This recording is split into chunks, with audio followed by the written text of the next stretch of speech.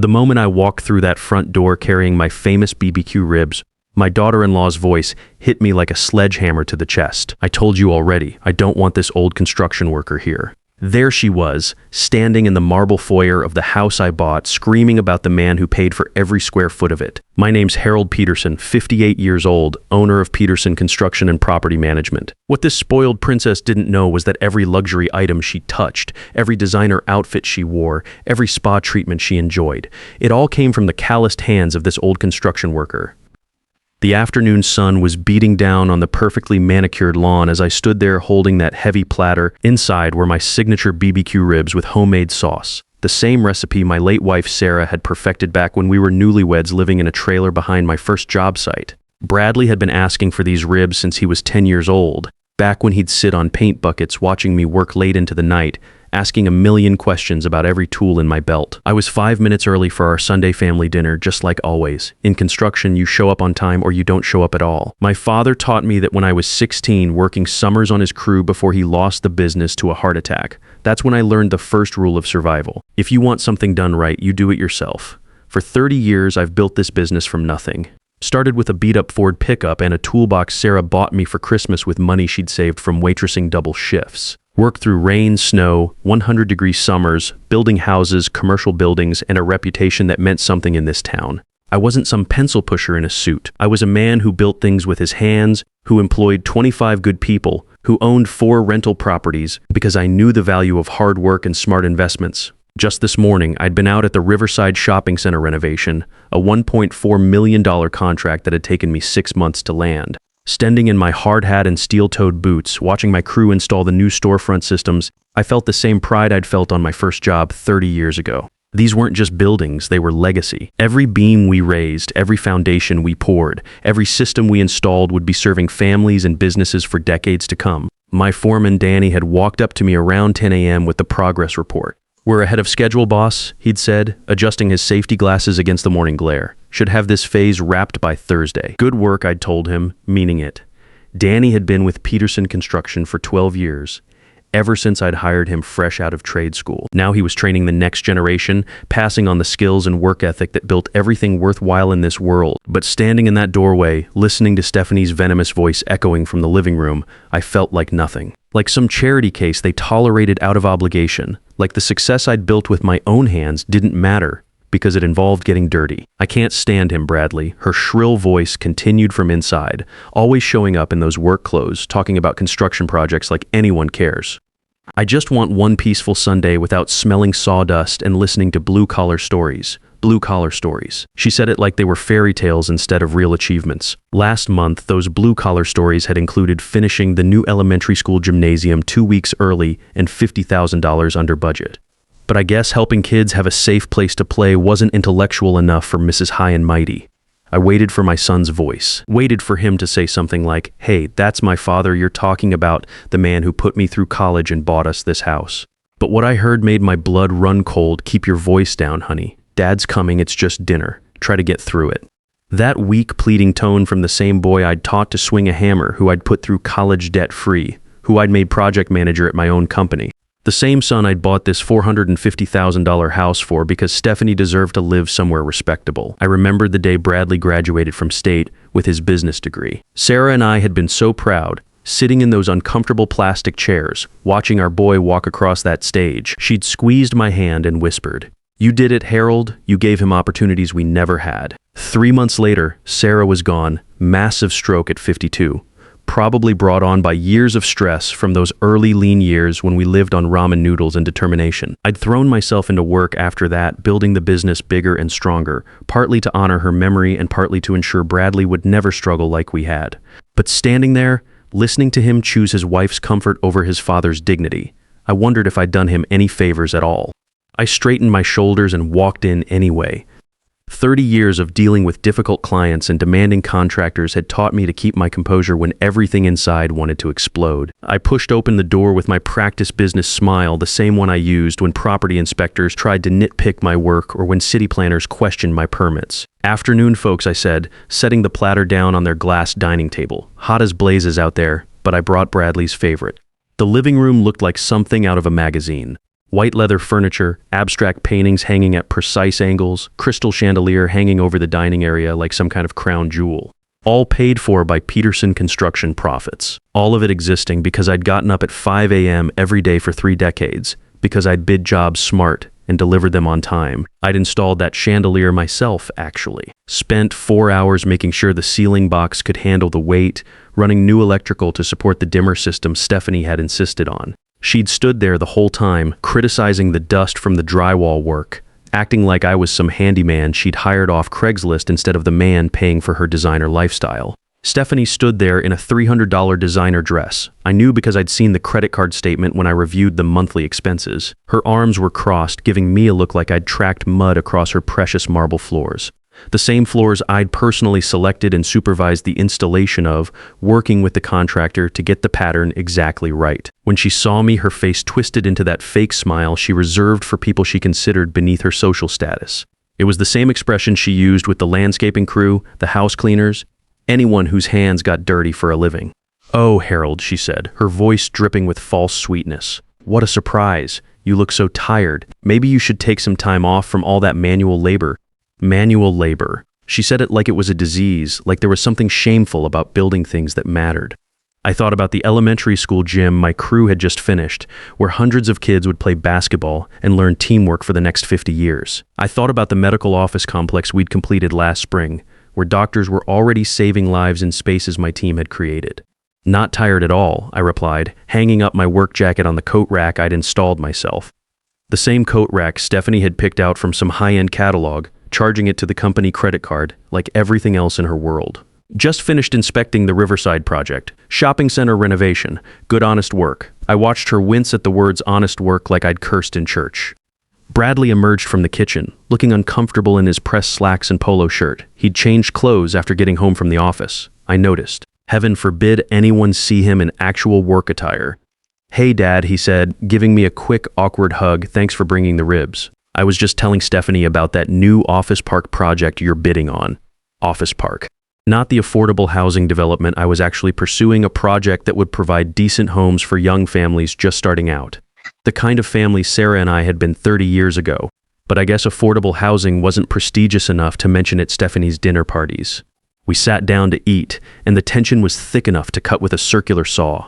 Stephanie poured water with sharp, jerky movements, probably wishing it was poison. I looked around at the dining room, hardwood floors I'd personally recommended and helped install, crown molding I'd supervised, electrical work my guys had done at cost because it was for family. The irony wasn't lost on me. Every surface Stephanie touched, every convenience she enjoyed existed because of the very work she found so distasteful. The central air keeping her comfortable, my crew had installed it, the security system protecting her jewelry, I'd overseen the wiring. The custom kitchen where she reheated takeout, Peterson Construction had managed that entire renovation. "So what's new this week, Harold?" Stephanie asked, cutting into her ribs like she was performing surgery. "More exciting construction stories?" The mockery in her voice was crystal clear. She knew exactly what buttons to push, how to make my life's work sound trivial and boring. "Actually, yes," I said calmly, wiping sauce off my fingers with the cloth napkin. "Closed the Riverside contract this week. Shopping center renovation, $1.4 million job." Even saying it felt good. 18 months of meetings, proposals, and negotiations had finally paid off. The project would renovate a failing strip mall into a modern shopping center, bringing jobs and commerce back to a struggling neighborhood. It was the kind of work that made a real difference in people's lives. Stephanie's laugh was sharp and ugly, like fingernails on a chalkboard. "Well, that's nice for you. I'm sure that's very fulfilling, working with your hands all day. Bradley and I are focusing on more intellectual pursuits. This from a woman who'd never worked a day in her life, whose biggest accomplishment was getting 500 likes on an Instagram post about her morning latte. A latte that cost $6 and went on my company credit card every single day. What kind of intellectual pursuits? I asked, genuinely curious. Bradley shifted uncomfortably in his chair, suddenly very interested in cutting his meat into precise, even pieces. But Stephanie puffed up like a peacock, ready to perform her favorite fantasy. Bradley's transitioning into tech entrepreneurship, she said, her voice taking on that tone she used when she was trying to impress people. We're developing innovative digital solutions, much more sophisticated than construction work. I nearly choked on my ribs. Tech entrepreneurship. Bradley was a decent project manager, good with schedules and client relations, but he couldn't program a coffee maker, let alone start a tech company. The most sophisticated digital solution he'd ever implemented was switching our project management software to a cloud-based system. That's interesting, I said, keeping my voice level. How's that being funded? The question hung in the air like smoke from a job site fire. Stephanie's face flushed red, and Bradley suddenly became very interested in his dinner plate. For a moment, the only sound was the quiet hum of the central air conditioning and the distant tick of the grandfather clock in the hallway. The same clock Sarah had insisted on buying when we first started making real money. Well, you know, Stephanie stammered, her confident facade cracking like cheap drywall, investment capital, business loans, the usual, business loans, that was rich. I knew exactly where their investment capital came from because I wrote the checks every month. Property taxes, homeowners insurance, HOA fees, even their car payments, all automatically deducted from Peterson construction accounts. I'd set it up that way 3 years ago, thinking it would be temporary help while they got established. But now, sitting here listening to Stephanie talk about business loans while wearing jewelry that cost more than most people's cars, I realized how naive I'd been. Speaking of money, Bradley finally spoke up, looking nervous as a cat in a thunderstorm. Dad, we need to talk about Wednesday's business dinner. You know, the one where you're catering for my potential partners? I remembered. 2 weeks ago, Bradley had basically ordered me to prepare a full dinner for 6 business associates. Prime rib, lobster, premium wine, the works. Like always, he just assumed Dad would foot the bill because it's for the family business. Never mind that Peterson Construction was my business, built with my sweat and Sarah's sacrifices. Ah yes, I said slowly, setting down my fork. That dinner. The partners are really excited to meet the owner of Peterson Construction. Bradley continued, his voice taking on that pleading tone he'd used as a kid when he wanted something. It'll really help close this deal if they see the family business connection. Family business connection. Funny how it was a family business when he needed my reputation to impress his contacts, but intellectual pursuits when his wife wanted to distance herself from blue-collar work. I thought about all the times over the years when Bradley had introduced me as my dad. He's in construction, said with just enough embarrassment to let people know he wasn't following the same path. Well, I said, standing up and folding my napkin with deliberate care. I'll need to check my schedule and pricing. The words hung in the air like the sound of a nail gun misfiring. Both Bradley and Stephanie looked at me like I'd grown a second head. Stephanie's eyes narrowed. Pricing? Harold, this is for Bradley's career. And Peterson Construction is my career, I replied evenly. I don't work for free, even for family, especially not when that family thinks construction work is beneath them. The room went dead quiet. You could hear the air conditioning humming in the background, the distant sound of a neighbor's lawnmower, the tick of that grandfather clock that had counted down so many family dinners over the years. I excused myself to use the bathroom, walking down the hallway lined with photos from their European vacation, a $15,000 trip paid for with the company credit card I'd given them for emergencies. The pictures showed them sipping wine in Tuscany, touring castles in Scotland, living like royalty on money earned by men in hard hats and steel-toed boots. In the bathroom, I pulled out my phone and opened the banking app. The Peterson Construction business account showed the usual activity, payroll, supplier payments, equipment maintenance, but it was the supplemental accounts that made my jaw clench. There it was, the credit card in Stephanie Peterson's name, linked to my business account for family emergencies. The spending was astronomical. $4,800 at Serenity Spa and Wellness just yesterday, a full day of treatments that cost more than Danny made in a week. $3,200 at some boutique called Urban Elite last Tuesday. $5,500 at Morton's Steakhouse on Friday night, where she'd probably told people her husband was a tech entrepreneur. I scrolled through months of statements, my anger building like pressure in a steam boiler. Designer handbags, luxury cosmetics, premium gym memberships, weekly salon appointments. All charged to Peterson Construction, while she publicly mocked the very work that paid for her lifestyle. But it wasn't just the credit card. I switched to the main business account and started adding up the automatic payments. Property taxes for their house, $3,600 annually. Homeowners insurance, $2,400 annually. HOA fees for their gated community, $800 annually.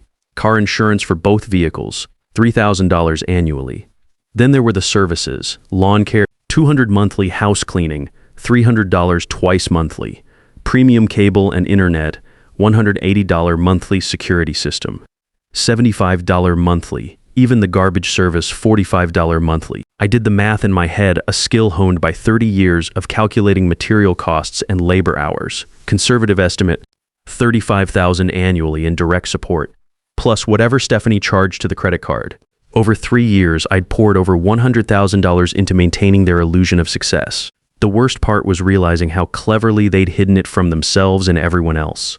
To their friends, Bradley was a successful businessman and Stephanie was a woman of leisure married to a rising star. To my face, they acted like they were doing me a favor by letting me be part of their lives. But behind my back, I was nothing more than an ATM they accessed with practiced smiles and manufactured gratitude. I'd let this slide for 3 years, telling myself I was helping them get started in life, that Sarah would have wanted me to support our son's family. But sitting there in their expensive bathroom, staring at the evidence of their deception, something fundamental shifted inside me. When something's broken on a job site, you either fix it or you tear it down and start over. This situation was broken beyond repair. But I didn't cancel anything right then. In construction, you plan first, then you execute. You measure twice, cut once. You survey the ground, check the blueprints, calculate your materials. Then, when you're ready, you pour the foundation and start building, or in this case, start tearing down. I washed my hands with their imported Italian soap, straightened my shirt, and walked back to the table with a clear head and a new sense of purpose. They looked relieved when they saw me, like they thought the storm had passed. Poor fools had no idea it was just beginning. "The ribs were delicious, Dad," Bradley said awkwardly, apparently having used my absence to get his story straight. "Thanks for bringing them." "My pleasure, son." I smiled, and for the first time in months, it was genuine. "And Stephanie, you're absolutely right about one thing." She looked surprised, maybe even hopeful. "About what? I'm just an old construction worker, been doing manual labor for 30 years. I paused, letting that sink in like concrete setting in a foundation. "What you might not realize is that this old construction worker built everything you see around you, including your lifestyle." The color drained from her face like water from a broken pipe.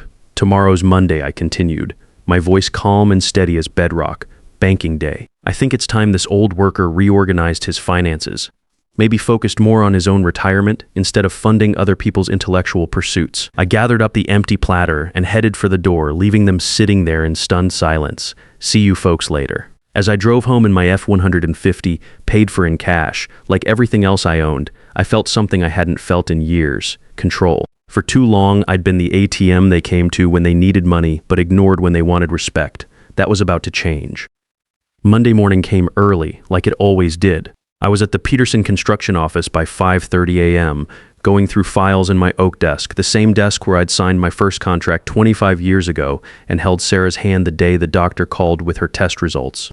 The early morning sun streamed through the windows, casting long shadows across the blueprints for the new low-income housing project I'd been pursuing. I called my office manager, Carol, who'd been with me for 15 years. She knew where every dollar went and where every skeleton was buried in Peterson Construction's books. "Carol, I need you to contact First National. Cancel the supplemental credit card ending in 4429. That's Stephanie's card." There was a pause. Carol was smart enough to read between the lines, and she'd witnessed enough of Stephanie's entitled behavior over the years to understand what was happening. "Everything all right, Harold?" she asked carefully. "Just doing some financial housekeeping," I said.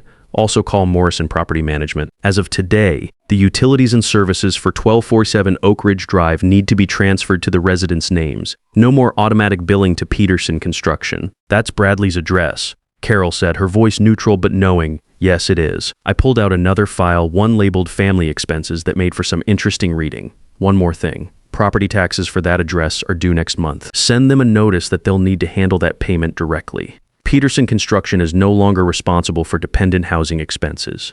I hung up and leaned back in my chair, watching my crew arrive through the window. Danny pulled up in his pickup, followed by the younger guys in their work trucks. Good men who'd been with me for years, who understood that honest work was nothing to be ashamed of. They respected what we built together, and more importantly, they respected each other. My phone buzzed around 10 to 45 a.m., a text from Bradley. "Dad, Stephanie's card got declined at Starbucks. Bank says you canceled it. What's going on?" I let him sweat for 30 minutes before responding. "Just reorganizing company finances. Personal expenses should come from personal accounts." The phone rang immediately, Bradley's name flashing on the screen like a warning light. "Dad, what the hell?" His voice was panicked, high-pitched like when he was a teenager caught breaking curfew. "You can't just cut us off without warning. Cut you off," I said calmly, watching Danny's crew unload materials for the day's work. "Son, you're 34 years old with a good job and a college degree I paid for. Time to start paying your own way. But the house payment, the insurance, the lawn service, all of it comes from your accounts. All of it has been coming from Peterson Construction for 3 years. That was supposed to be temporary help while you got established, not a permanent lifestyle subsidy. Stephanie's freaking out. She says this is cruel. I thought about that word, cruel. What was cruel was working 12-hour days to build something meaningful while your family mocked you behind your back. What was cruel was sacrificing your own comfort to fund someone else's luxury while they called you an embarrassment. Cruel would be letting you live in a fantasy forever. I said, I'm doing what I should have done years ago, teaching you responsibility. Dad, please. We can't afford to live without your help. Then maybe Stephanie should spend less time calling me names and more time figuring out how tech entrepreneurs actually make money. I ended the call and went back to work. Around noon, Carol brought me coffee and the updated bank statements. Seeing those automatic payments canceled felt like lifting a steel beam off my shoulders, painful at first, but ultimately freeing. Tuesday brought more calls, more pleading. The internet got shut off when the automatic payment failed. The lawn service stopped coming. The housekeeping service sent a notice about unpaid bills. One by one, the luxuries that defined their lifestyle disappeared like scaffolding coming down at the end of a job. Wednesday arrived, at the day of Bradley's big business dinner.